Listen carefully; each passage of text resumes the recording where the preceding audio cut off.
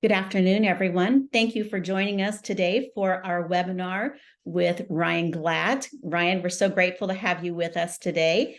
My name is Angie France. I am with Prestige Senior Living, and I have been with the company for almost 13 years.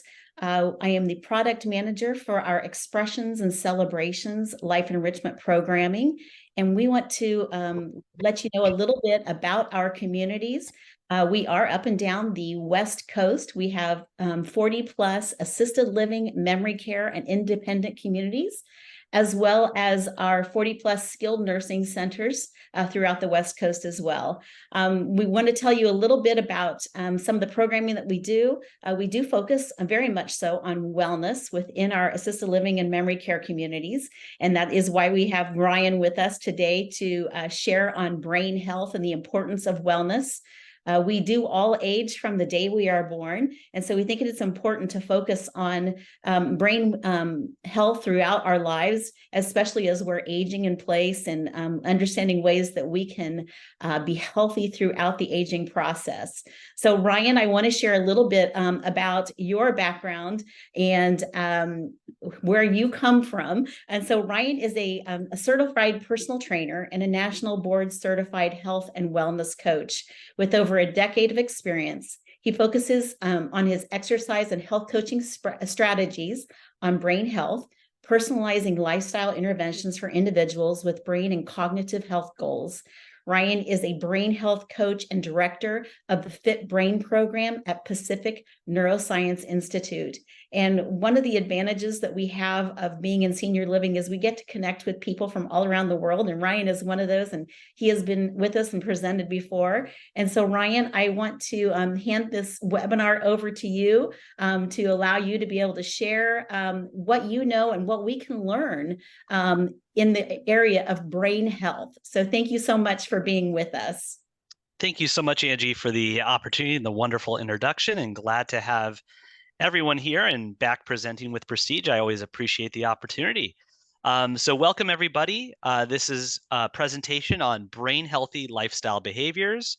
Angie, you gave such a comprehensive introduction. I don't think I need to go over any of this. I'm a complete nerd in general, and especially a nerd for brain health. The way I got into this, it was kind of a complex intersection of my own personal journey. I'm a 90s kid. I was born in 91. I lost weight and rehabilitated my own concussion off a video game called Dance Dance Revolution, which some of you may have heard of. If not yourself, then I'm sure your kids or grandkids might know about it. And it's an active video game where you're stepping on one of four arrows as they're coming down a screen in a particular order. And I actually lost weight and got into fitness because of this game. And I didn't know it at the time because I wasn't aware of the research, but rehabilitated my cognitive abilities. And I was very fascinated about the intersection between psychology, the brain, neuroscience, and exercise. And that sort of blossomed into a career trying to understand some of the relationships between certain lifestyle behaviors and brain health. And a lot of the things I'll go over today, I probably guarantee you've heard of. In fact, I probably theorize that most of the things I won't tell you isn't new. But as I know from my personal experience and professional experience, what is common knowledge is not always common practice. And sometimes we've been told to do a lot of things for our health and well-being and longevity, but sometimes we're missing what we believe might be motivation or the actual reason we're pursuing those things. And certainly brain health is one of the reasons we would pursue those things. And one of the reasons, it's not a positive reason, it's actually a negative reason. We want to avoid this idea of things like Alzheimer's disease, dementia, and Alzheimer's disease and related dementias, and just cognitive decline in general. In fact, two of the biggest concerns among aging adults is falls and cognitive decline. We're going to talk about ways that we can maybe address both simultaneously. But as shown here, these are 2007 statistics, so they need to be updated. But I like this graphic because it kind of displays what's happening across the world quite well. And this is from the Alzheimer's Association, from a paper called Forecasting the Global Burden of Alzheimer's Disease. I'm sure all of you have heard of Alzheimer's disease, and Alzheimer's disease is just one of several types of dementia. It happens to be the most common form of dementia. So it's really called Alzheimer's dementia. And dementia is defined as something that, or essentially cognitive impairment that's significant enough to interfere with activities of daily living. And so by the year 2050, we see the 106.23 million people globally will be diagnosed with Alzheimer's disease. This isn't including other forms of dementia, mild cognitive impairment, which is a preliminary stage, or things like depression, other mental health issues, traumatic brain injury, stroke, Parkinson's, and MS. So I think these statistics are concerning, but as soon as you kind of look at all the prevalence of all the other conditions I just named, we really have a significant brain health issue. And so I think all of us are personally and probably professionally motivated, if that's applicable to you, familially and societally, to delay this, to prevent this, to slow this down, to see if we can get these very scary numbers down. And the good news is there's a lot of things that can help, and we'll get to that soon. It's not just about dementia, however. When we talk about cognition, and cognition is just defined as these mental functions that allow us to interact with the world around us and ourselves, and they're thinking skills. You can think of them as thinking muscles. And the brain is an organ, just like any other organ. It's sensitive to a lot of other things that happen throughout the body. And so certainly anything that happens with the body can sometimes affect the brain. This includes medications. I'm not for or against medications. We're just saying that medications can affect the brain. Of course, follow your doctor's recommendations as to what medications are necessary or potentially helpful for you. But one big issue that has been documented that can affect aging adults is what's called polypharmacy, which is more than necessary medications, which is why medication management is so important. Then we have obesity and metabolic disorders. In fact, the director of the Pacific Brain Health Center, and which is part of the Pacific Neuroscience Institute where I work, was a co-author on a recent study correlating belly fat to brain shrinkage, and the amount of gray matter in the brain being correlated to the amount of belly fat that an individual has, which is interesting, and kind of piggybacks off research about waist to hip ratio and weight being related to certain aspects of brain health. That's not to be not inclusive. It's just interesting correlations around certain health metrics and brain health. And then there's cardiovascular conditions, the brain being an extremely vascular organ. There's a whole highway system of vascular networks in the brain. And so anything that affects the heart will affect the brain. In fact, there's a type of dementia called vascular dementia, which is dementia that is kind of brought on by a lack of blood flow. If an individual has untreated sleep apnea or they have hypertension, this can also affect the vascular supply to the brain. And things like hypertension that are untreated can certainly affect brain health, as can things like diabetes and other types of cardiac conditions and metabolic conditions. Cancer and chemotherapy can also affect cognition and brain health. Individuals who undergo treatment for any types of cancer treatments may experience, either due to the cancer or due to the treatment, cognitive changes. Sometimes this is referred to as non-clinically chemo brain if they're undergoing chemo. But some research has been done looking at breast cancer survivors and how chemotherapy can actually mimic memory loss that's found in aging. And so because of this, individuals undergoing these treatments may experience cognitive changes. There's neurological and neurodegenerative conditions, which include dementia and the different subtypes we talked about, but also things like Parkinson's and MS and other neurological conditions. And then mental health changes the brain. Certainly maintaining good mental health is important, and we're inclusive in discussing mental health, and part of that includes that, hey, it's normal to have cognitive changes with some mental health diagnoses. That includes depression or anxiety, but you don't have to have a diagnosis to be concerned about mental health. Mental health and physical health are all part of the things that we're trying to maintain. But I like to talk about these because it kind of helps open it up. It's not just about dementia or Alzheimer's. It's really everyone's got a brain, and this brain has mental functions, and a lot of different things can affect that. And the more we normalize that conversation, the more we can, feel it's less personal. It's not I am a person that thinks slowly, or I am a person that's not as intelligent. More, it's like a set of muscle groups that maybe aren't working the way we want it to work. Maybe we're concerned about it, and we want to have these conversations with our doctors about how we can better understand our brain health and start doing things for it. Brian, Now, yes, I do want to insert before you move on, please. that if anyone has any questions during the webinar, you can Yes, place those questions in the chat box or in the Q&A on your screen, and we will answer those at the end. Sorry, meant to mention that. absolutely. Thank you so much, Angie. And if anyone has questions about the slide that I'm on, absolutely, if you throw that question in there or comment, I'm happy to comment on it if it's relevant to the current slide. Otherwise, we'll hold to the end. What constitutes brain health? We're going to continue to talk about brain health, and brain health could mean one of several things. And I have in parentheses respective to the aging process, because there is some changes that normally occur to the brain and certain cognitive abilities with aging. Not all cognitive domains worsen with age, and only certain ones do, like certain aspects of processing speed, certain aspects of short-term memory, certain executive functions, and certain aspects of brain volume. Now, this is at a very slow, very small percentage at a normal rate. And so there's a lot of ageism that's out there. I'll almost call it neuroageism about what people think is supposed to happen with the aging process. We'll table that for now. We're going to talk about cognitive trajectory over the lifespan in a moment. But when we're talking about brain health, it could mean the preservation of brain volume. There's two types of tissue. There's gray matter, which is on the outer side of the brain, and white matter, which is more inside the brain. It has this myelin around it. It's called myelinated neurons. And when individuals have an issue with myelin, if they have something like multiple sclerosis, that's an autoimmune condition that attacks the myelin and the white matter of the brain. And gray matter volume can change with age, but also change with lifestyle interventions. And this is usually addressed by or assessed by neuroimaging, which you would see a neurologist for to undergo an MRI of the brain to understand where that's at. But also brain function. It's not just the size of the brain, but how the brain is actually electrically conducting itself. There's different types of neuroimaging called quantitative EEG that can actually look at the activity of the brain. And there's more research being done on techniques like functional magnetic resonance imaging, or fMRI, and other types of brain imaging to look at how the brain is electrically functioning.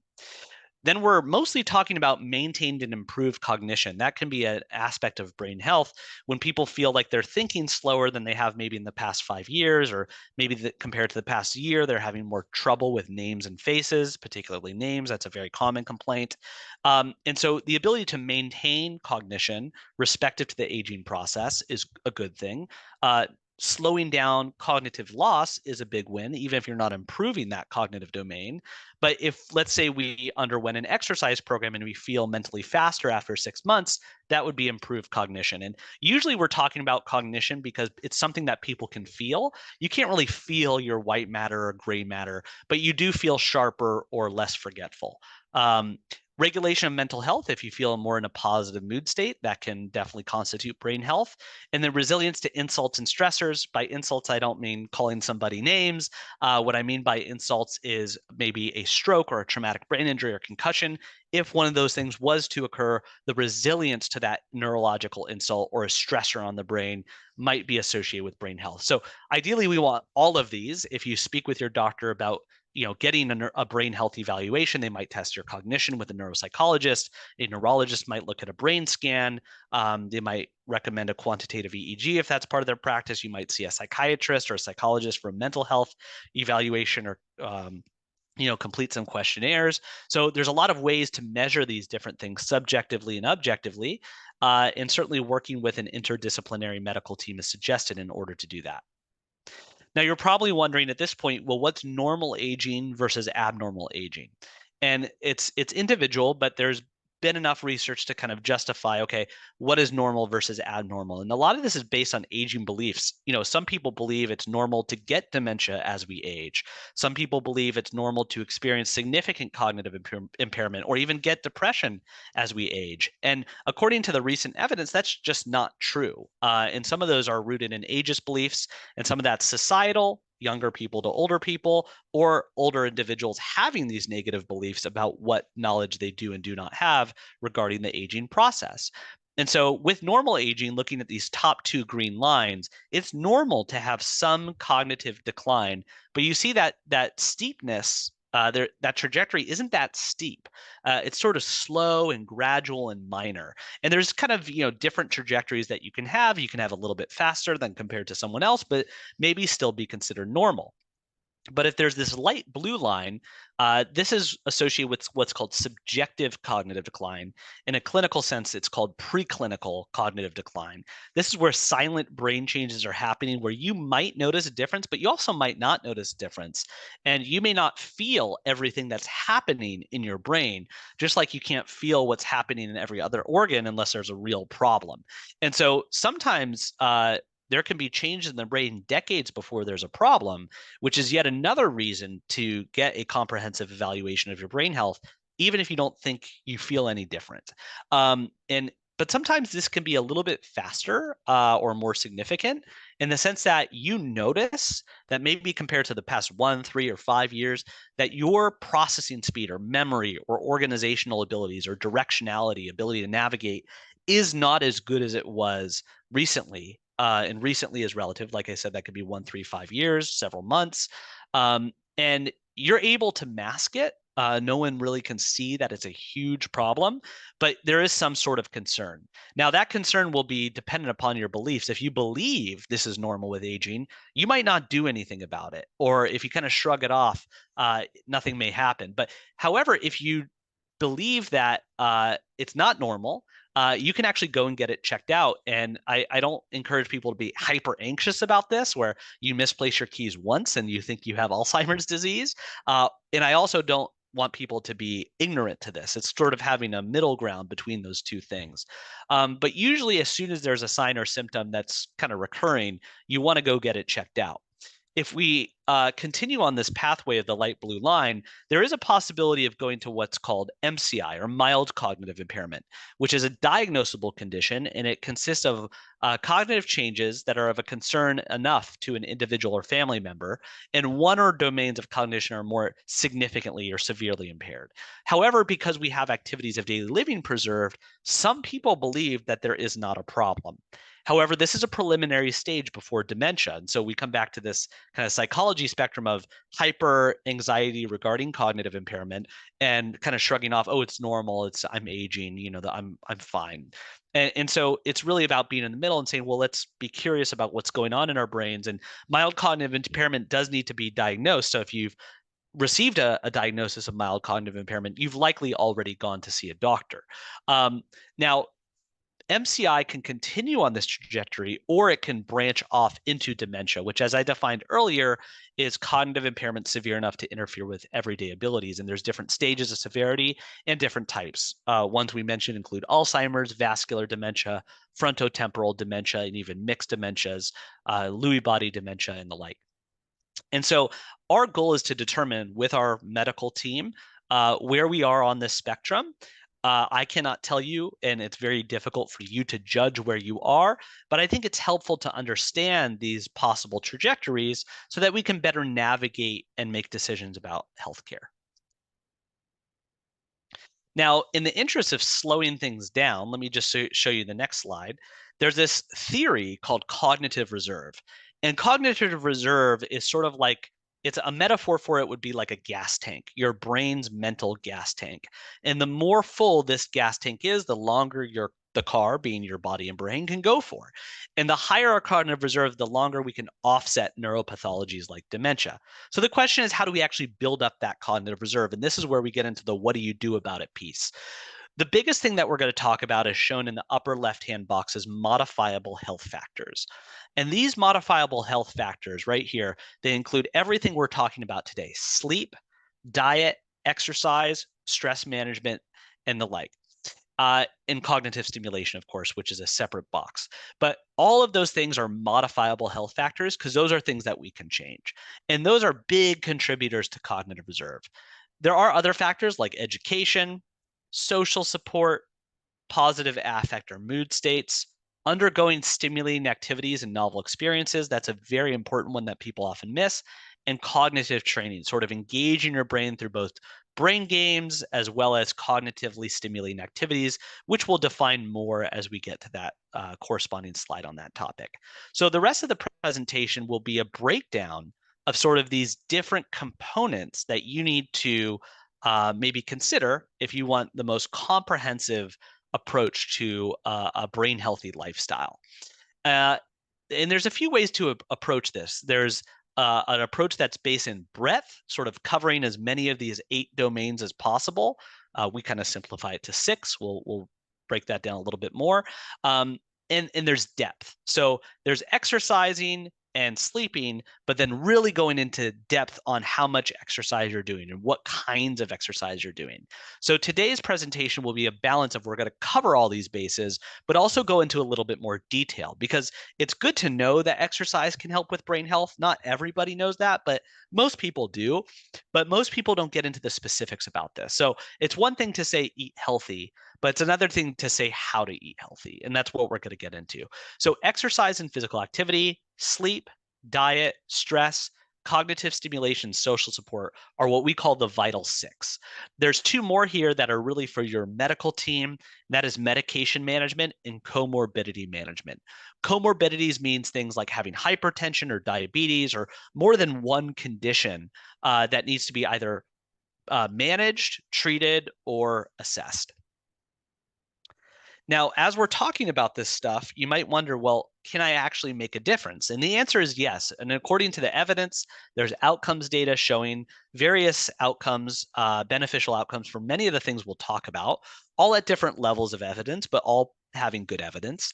But one of the reasons your brain can change is because of this ability we have called neuroplasticity. And neuroplasticity is your brain's ability to change in response to experiences. And what was used to be believed was that older adults cannot change their brain.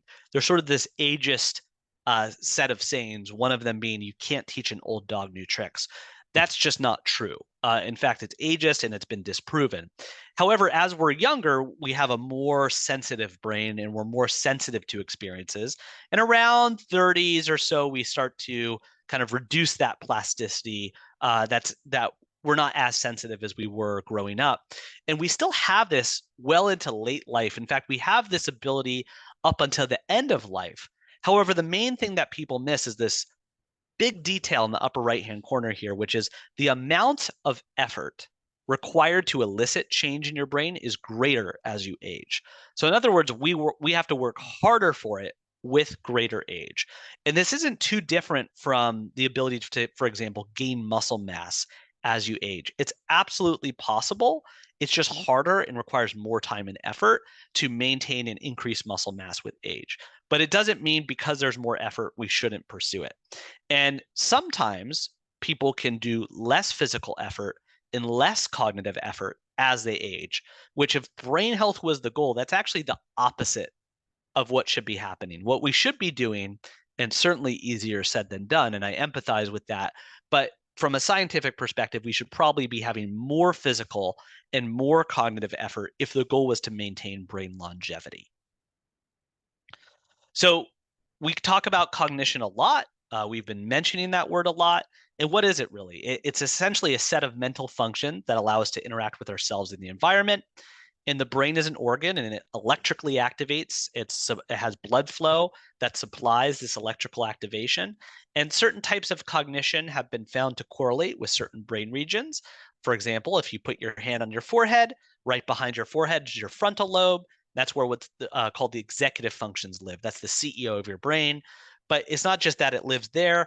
There's also something called brain networks, where if I'm engaged in a task, this part of my brain, this part of my brain, this part of my brain all light up at the same time. And so I say that because when we talk about cognition, it's helpful to understand it's not that each cognitive domain only lives in this part of the brain. Certainly there's relevance to certain parts, but it's helpful to know how this neuroscience actually works. And when we talk about cognition, the main thing that people think of is memory. That's one of the biggest complaints and concerns with age, but there's also processing speed, how quickly we think. There's attention, and not just paying attention to things like this presentation, but the ability to divide your attention, such as walking and talking at the same time, or selective attention, which is filtering out distractions in a loud environment. In executive functioning, this includes impulse control, flexibly adapting to new experiences or unexpected circumstances, and working memory, which is the ability to hold things in your short-term memory.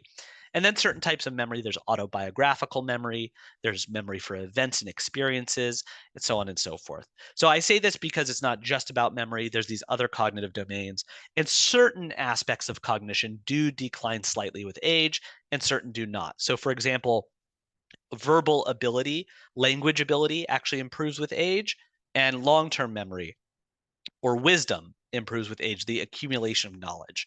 So not everything declines. And certain things like just simple attention, the ability to pay attention without distractions, does not decline with age. That stays put. And so our lifestyle program at the Pacific Neuroscience Institute Foundation focuses on these vital six. So we have classes and coaching to kind of focus in on these different things. One of them is cognitive training. When we get to a slide on that, we'll detail that further. We'll detail all of these further, actually. Nutrition, exercise, sleep, stress management, and social engagement. And these aren't listed in a priority.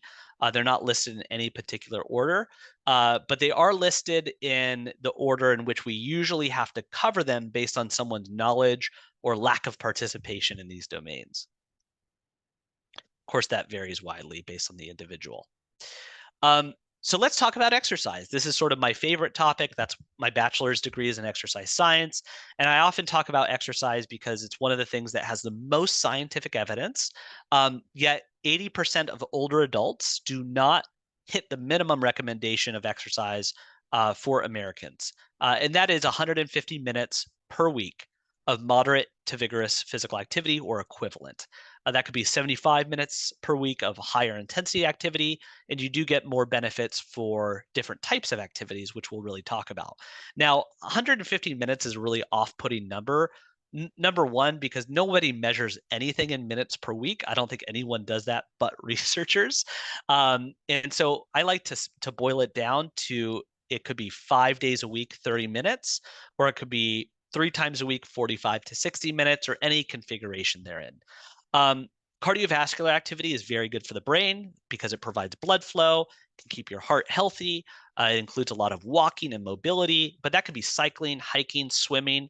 But also there's benefits for resistance training and flexibility, which is maintaining good range of motion. And we like to recommend exercise modalities that include lots of brain activity, where you really have to pay attention in order to participate with the activity in question. That includes dance, Tai Chi, boxing, yoga, tennis, ping pong. These all use spatial, executive functioning, and sensory processing, as well as engaging the motor systems of the brain to provide theoretically greater brain stimulation. And there is some research to suggest when you engage in skillful exercise, your brain's actively learning, and this might improve certain cognitive domains compared to just on a bike, kind of looking at the wall or the news. That's not bad, but it's good to have a mix of these different activities for that reason. And this is a little bit more controversial. I'll explain why, but outdoor activities, because the benefits of nature might stimulate the brain more than indoor activities. However, there is research showing that environmental toxins and pollution can negatively affect brain health. So this depends on where you are. Also, there can be an increased fall risk with doing outdoor activities. So take that as you will.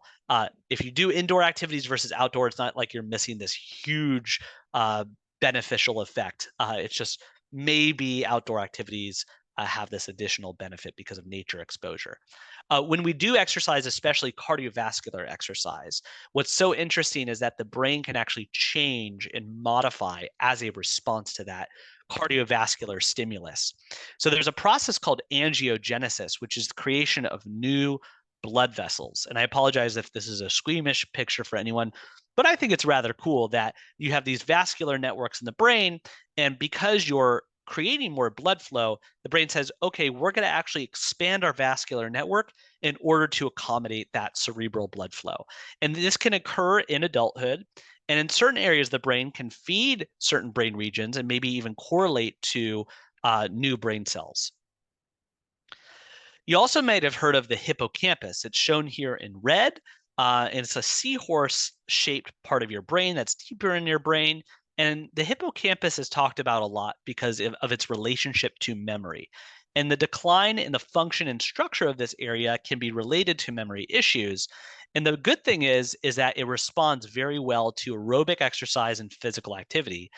On the flip side, sedentary behavior, individuals who are not moving as much, have a smaller volume of this region.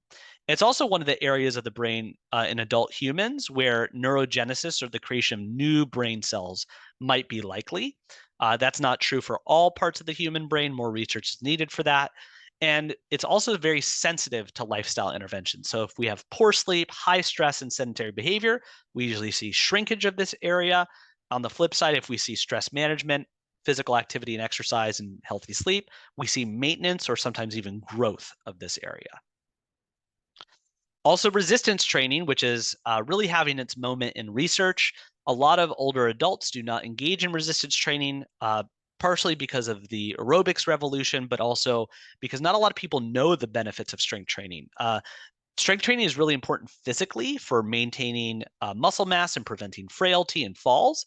But from a brain health perspective, it can actually improve the structural and functional aspects of the frontal lobe right here in the front of the brain. And as we said earlier, this is where executive functions are stored. This includes things like working memory or short-term memory, impulse control, and cognitive flexibility. So it's really important to do resistance training. And there's other parts of the brain like the cerebellum and the basal ganglia. The basal ganglia is an area of the brain affected in Parkinson's disease. And skill-based exercise might benefit these areas structurally or functionally.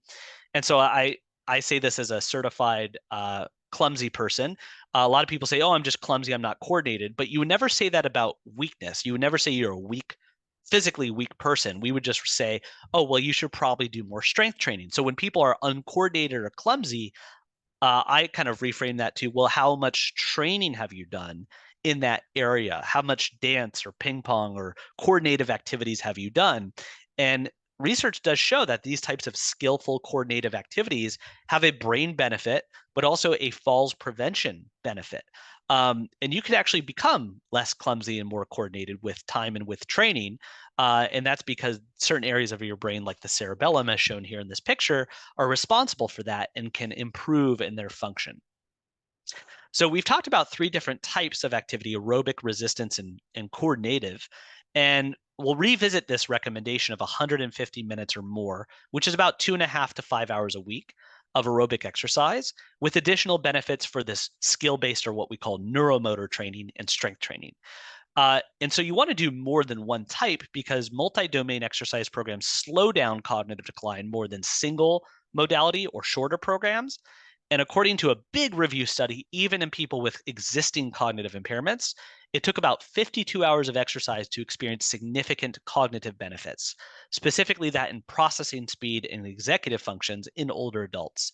It's kind of contradictory to what I'm saying because it didn't seem to matter what kind of exercise it was, but this was a big review study, so it won't get that specificity. So if you're probably wondering, well, 52 hours over what period of time? Well, that depends how much exercise you're doing and how frequently. So if you're exercising 5 times a week, you might reach that 52 hours in 6 months. If you're exercising 2 to 3 times a week, it might take you 12 months. If you're exercising every day, you might reach that in 3 months. And so it just depends on your frequency. But after you hit 52 hours, that doesn't mean you stop. It seems to be that's a number of hours required to have significant benefits in cognition. Of course, you can experience benefits prior. What's also interesting is recent research has shown that 50 hours of balance training is also required to significantly improve balance. So take that as you will, and hopefully you can plan throughout your week how often you may want to do resistance training, skill training, aerobic training, and balance training until you reach those numbers. And certainly recruiting the assistance of your doctor, a physical therapist, and or a personal trainer is very helpful in accomplishing this. Now we'll talk about a very hot button topic, which is diet. Brain healthy foods that we want to look for are nutrient dense, and brain healthy diets are low in foods that are processed or contain significant amounts of unsaturated fats. And there's anti-inflammatory choices that are intended to reduce inflammation in the brain. We call it neuroinflammation, while also taking care of the health of the brain from a vascular perspective.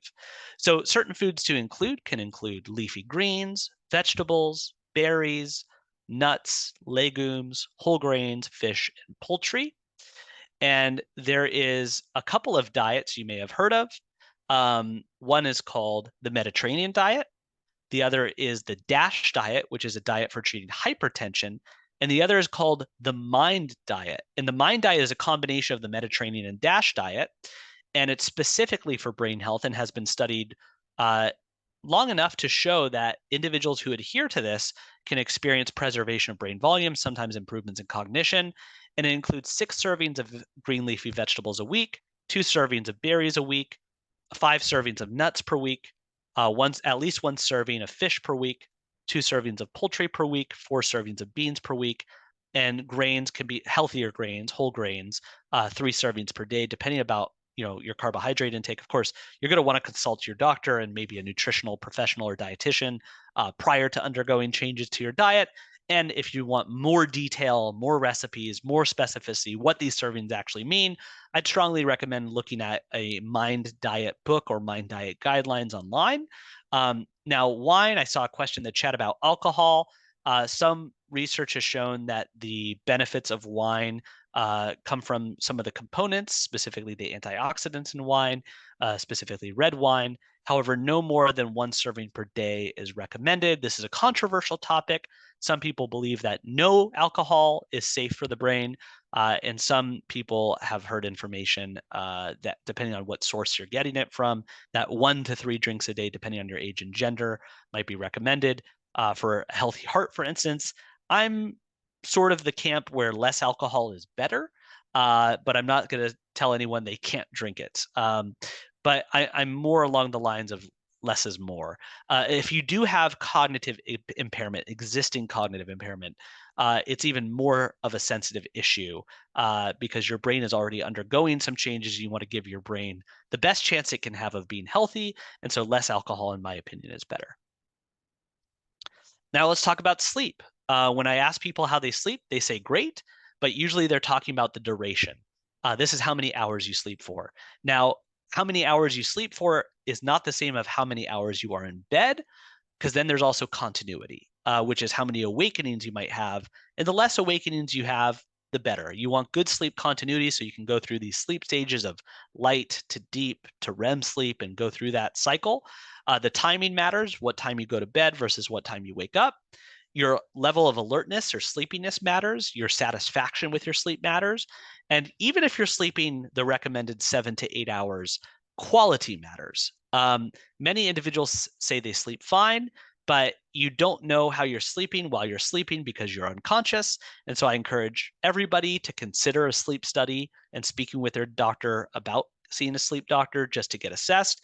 Similar to brain health, you don't know what you don't know.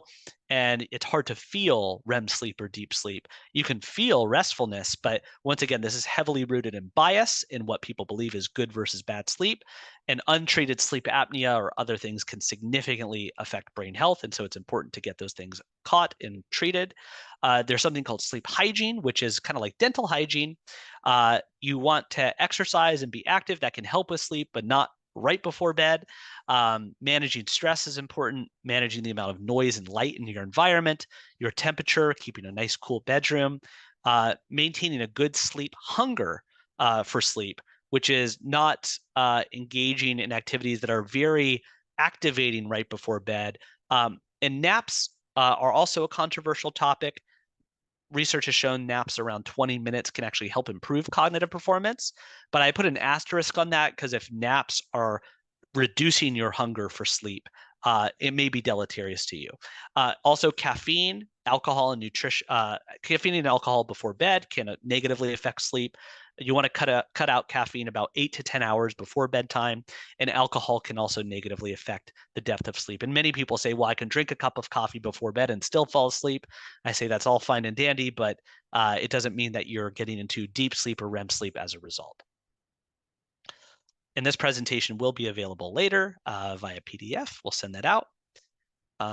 So here's some sleep hygiene tactics. Get at least 30 minutes of daylight exposure within 1 to 2 hours of waking. Stop alcohol and food a few hours before bed. Limit daytime napping. Usually say about 20 to 30 minutes. 60 minutes is very generous. Exercise regularly, at least 3 hours prior to bedtime. Any sooner might interfere with sleep. And before bed, engage in relaxing activities, reading, stretching, journaling, taking a warm bath, dimming the lights, avoiding screens. If you are going to use screens, that's deeply ingrained into your sleep habits. Consider reducing brightness, blue blockers, and things like that. And going to sleep at a regular time, 7 to 9 hours is recommended. And like I said, it's not the amount of time you're in bed. You could be in bed for 10 hours and get 6 hours of sleep, depending on how well you're sleeping. So I'm not going to comment too much on trackers. I find them helpful. They're not always accurate. So I always say, go see a sleep doctor for an evaluation if your doctor is fine with that, and see what's going on. Have some curiosity about it. All right, now let's talk about cognitive stimulation versus cognitive training. Cognitive stimulation refers to a broad range of activities, whereas cognitive training refers to a specific set of cognitive activities. Another example is cognitive stimulations like physical activity, walking, moving around the home, whereas cognitive training is like your exercise routine. Both are important for addressing overall cognition and brain health. Examples of cognitive stimulation include games such as chess, board games, word games, math games, card games, Wordle, and things like that are extremely popular, as is spelling bee. Those are great too. Art, music, reading, museums, socialization, learning a new language, learning new things in classes, taking on new hobbies. That includes music, gardening, cooking, organizing things, and undergoing physical activities. All of these can be cognitively stimulating. Sometimes the one we need is the one we avoid. And sometimes we just need to increase the activity or frequency of some of these activities. Brain training, on the other hand, is a little different. There are brain games, apps like Brain HQ. We have no financial relationship with Brain HQ. It's the name of one app. Other popular ones are things like Lumosity. There's a lot of controversy about these apps. I encourage you to look at it like a digital supplement. Don't expect too much. Is it good to do just in case? Yeah, probably. And there's also some research showing that it can improve aspects of cognition. The main controversy is, does it transfer to real life? Even if it doesn't, I find them stimulating and good to do. And I think they're a great part of an overall brain health program. There's also brain training books if you prefer print or to do things on a computer. There's also classes where you can engage in memory training techniques. We do teach such classes, and we'll talk about that at the end of the presentation. And if it's appropriate or referred by a doctor, or if you're looking at an out-of-pocket cost, there are speech language pathologists and occupational therapists, some of which can help you with certain cognitive or memory techniques and training. That's great, but does it help? Well, recent scientific evidence has shown that mental stimulation can actually slow age-related decline, especially in processing speed and working memory. And cognitive training can improve certain aspects, but not all in cognition. And we're not sure if it transfers to the real world. We don't know if, poking things on a screen helps you with the ATM or with driving. We're not sure about that yet. In early retirement may lead to faster decline. So one question is, how do we replace or supplement our lifestyle with some of the cognitive demands that we might have gotten from work? As I said earlier, sometimes what's avoided is what's needed. So when people say, oh, I'm terrible at dance, I definitely don't do it. I'm like, well, guess what we probably need to do for our brain health, to the chagrin of that person. And too much of it, one activity may not be ideal. So if all you're doing is walking and crosswords, you might want to mix that up. You might want to consider resistance training and taking a class, or engaging in different types of games. Cognitive stimulation can and should be difficult, challenging, complex, or novel. As we talked about, cognitive reserve includes the learning of novel activities. The principle of use it or lose it does apply sometimes. For example, navigation. I don't use anything but my GPS now, and that was part of my life. I did use MapQuest. I remember that, but I really lack navigational skills, and so I'm trying to use less of my phone when I drive locally, just to challenge my navigational systems a little bit more. And then creating external accountability is very helpful. When you do something socially, you're usually more likely to do it. So that concludes our overview of all these brain healthy lifestyle practices. It's a lot of information, and we are just touching the tip of the iceberg. Vital Minds is a type of class that we teach. We teach it online. And so we're based in Santa Monica, so we do in-person classes. We even partner with like the local YMCAs. And so more information about what we're doing in the community is coming soon. But right now we do run regular classes, small group classes online over Zoom. And we have a couple of amazing brain trainers on our team that I'll talk about soon. And our Vital Minds classes reviews everything we covered today in much more detail. We review exercise, nutrition, sleep, but most importantly and most interestingly, we also talk about memory techniques, how to memorize names and faces, how to memorize to-do lists, appointments. Even if you use things like calendars and to-do lists, we teach you how to maintain memory performance for those types of real world tasks. And like I said, we offer individual one-on-one versions of this where we personalize it a little bit to cognitive complaints or concerns. We have groups, in person and virtual. We also have essentially brain health coaching, where if you're having trouble getting started on these things, or you want a complete plan and you're looking to maybe just check to see if you're doing enough, or you really want a personalized brain health plan, we offer one-time consults to address diet, exercise, sleep, and stress management. And we also offer packages of sessions for those looking for more structured accountability. And we have a lot of virtual offerings for this as well. If you or anyone else is interested in addressing any of these factors, whether or not you have cognitive impairments. So we work with people who are normal, healthy aging to subjective cognitive decline, individuals with mild cognitive impairment, Parkinson's, MS, as well as individuals and their families and caregivers with dementia. This is my amazing team that I have the pleasure of working with. The director of our lifestyle programs is Dr. Karen Miller, who has developed and researched memory training and lifestyle programs for over 30 years. And she's our director of the brain wellness and lifestyle programs. Molly Raposo is a registered dietitian and brain health coach. You know me by now. We have Dr. Chanel Elhilu, who is a geropsychologist and neuropsychologist. And if you reach out to us via email or phone, you'll likely speak with Inez Tongson, who's an extremely experienced memory program coordinator. And with that, I'll leave our information here. This is our direct phone number, our email, and our website. We will be sending out these slides. And like I said, we offer a lot of in-person and virtual, so you do not need to be here in person. For the Pacific Neuroscience Institute Foundation, we are a non-clinical service. The Pacific Neuroscience Institute, on the other hand, does have providers that are clinicians, but because the foundation is an educational set of services, they are not covered by insurance. But we do offer regular monthly free brain health boosters, which are free virtual and in-person educational topics that we open up to the community. And so you can contact us if you're interested in that, or sign up online. And I'd be happy to answer any questions you all have. I greatly appreciate your time and interest in this topic. And thank you so much for coming to this talk. Angie, I'm just going to go ahead and read a couple of these questions, if that's okay. That'd be great. Thanks, Ryan. So Lorelei, I'm a master's level trainer, land aquatic and equine assisted. Have you done much studies with resistance training in water? Oh, very interesting. There are some studies, I haven't done the research, but I know there's some research on the benefits of water-based therapy that includes resistance training in water. And if people benefit from that and they're more attracted to doing that, I'll rather have them do it in water than not at all. And I think there's many, many benefits to water-based physical exercise. So I do believe there is some research, I can't cite it for you off the top of my head, on aquatic therapies, including water-based resistance training and brain health.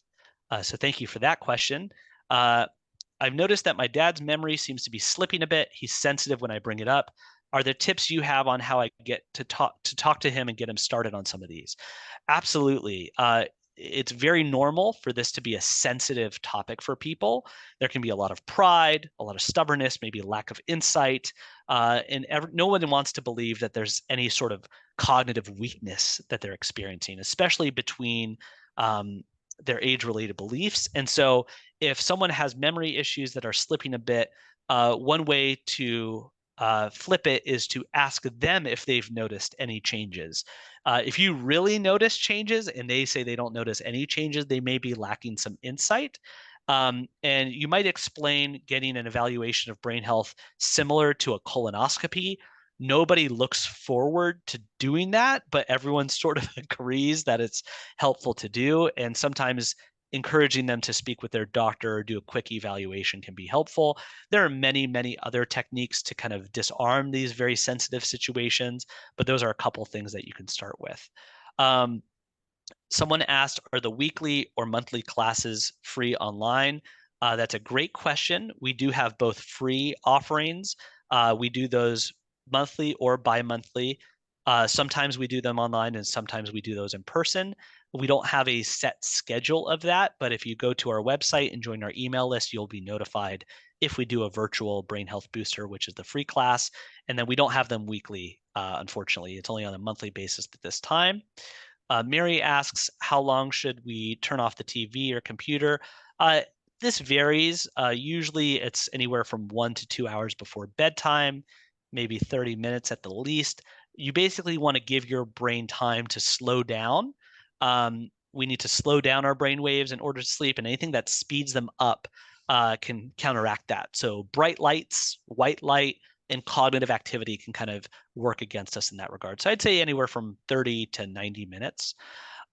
Rachel asks, what is your opinion of non-specific white brain matter, possibly from autoimmune diseases or microvascular disease? That's a difficult question for me to answer, Rachel. I don't have an opinion on them, but certainly certain autoimmune conditions can affect the white matter in the brain. A very common one is multiple sclerosis or MS. And microvascular disease, when there's less blood supply or oxygen supply, there can be white matter changes with the brain. I hope that answers your question. Someone else asked, is there a hereditary component to cognitive loss? Both my parents had it, and I'm concerned for myself as I age. I assume you're referring to the ApoE3 or 4 gene, which is known as the Alzheimer's gene. You can get a test for this to see if you have 1 or 2 copies of the ApoE3 and or ApoE4 allele. If your parents had Alzheimer's disease or a type of dementia, it's likely do have these genes. It does increase your risk.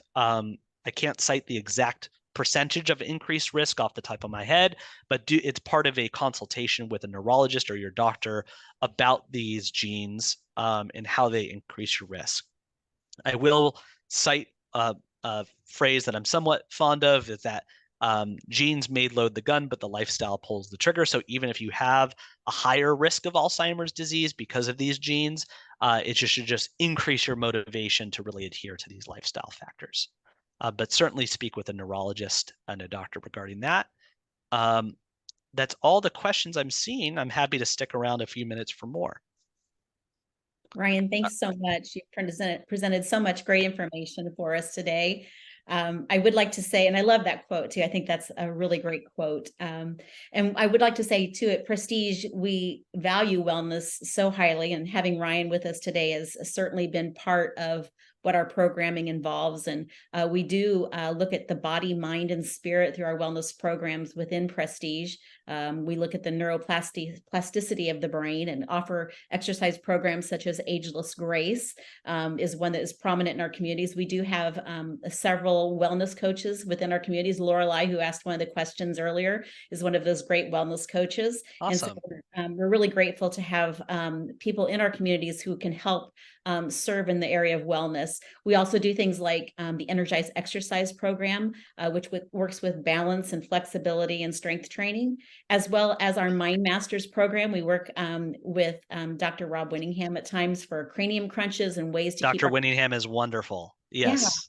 Yeah, and also doing things with like our platform called Link Senior, which is a lot of technology-based activities for our residents, for their brains as well. And so we offer a lot of those things within our assisted living and our memory care communities because it is such a huge component of our residents' lives. And we want to make sure that they're enjoying life, that life is important. They're making new friends for that socialization component as well, and expressing their own selves as we get to know them and build relationships with them. And so everything, Ryan, that you've shared today really fits in well with with Prestige and our look at the world around us and how we move forward as we age in life. And I'm so grateful for everything you shared with us today and all the ways that we can improve our brain health through exercise, nutrition, sleep, all of those different components. Absolutely. Well, thank you so much for the opportunity. And I so appreciate us being in alignment. And hopefully, with all of our better awareness and practice of brain health, we can hopefully make a dent on this cognitive decline problem that we're facing. Absolutely. And please feel free to reach out to Ryan at the contact information on the screen. And you can always reach out to us at prestigecare.com.